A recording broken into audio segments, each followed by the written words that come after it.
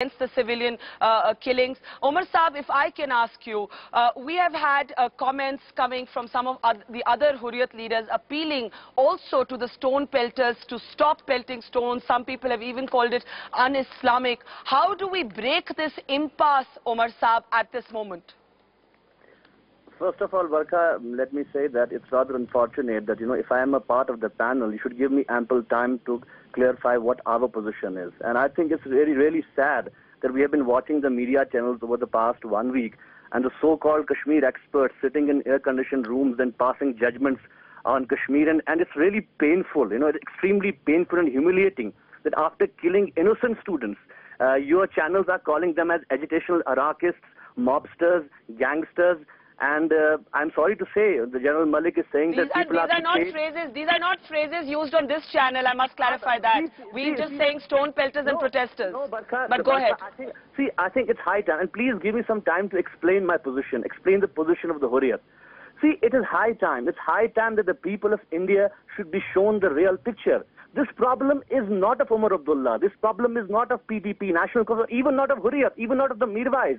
This problem is about the people of Kashmir. It is the youth of Kashmir who are agitating on the streets. Why are they agitating? Why are the people throwing stones? Why are the people risking their lives and agitating on the streets? Does anybody want to hear the real story?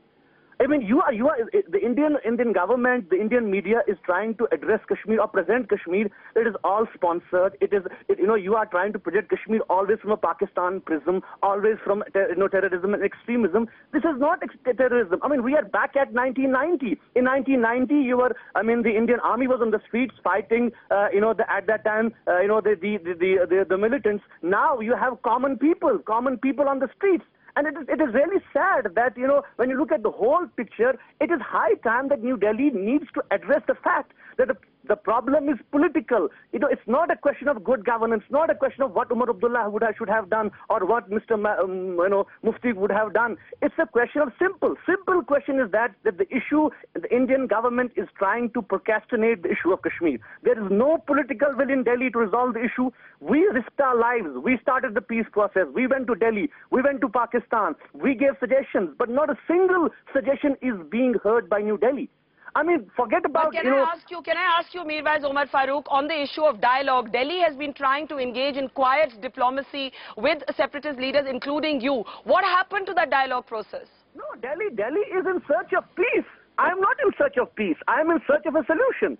They want the peace of the graveyard. They want the people to forget that 100,000 people of Kashmir have died in the last 20 years. They want to talk about development. They want to talk about the youngest chief minister, how he is doing in Kashmir and how tourism and everything is so hunky-dory in Kashmir. And suddenly, somehow, how did this happen? Every channel is saying, okay, who is doing this? It is a separatist. It is elite. It is, it's by locking down the Hurriyat leaders in houses, by arresting us in our houses and jails, you are not going to solve the problem. The problem is, let me be very candid and very honest, no military measure will be able to break the will and resolve of the people of Kashmir. I am telling you very honestly, it's high time for the people of India to realize that the baton of the freedom struggle of Kashmir has passed on to the next generation. And no amount of military might can.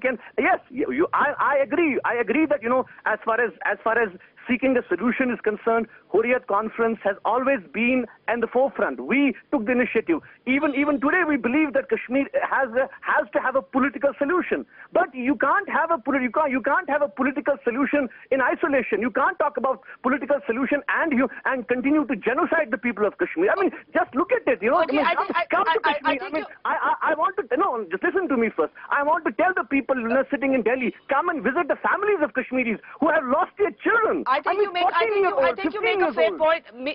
Mirwaiz Omar Farooq, you make the larger and important point about reviving politics. Thank you so much for joining us. A quick last word from Amitabh Mattu now to wrap this debate up for us. Amitabh Mattu,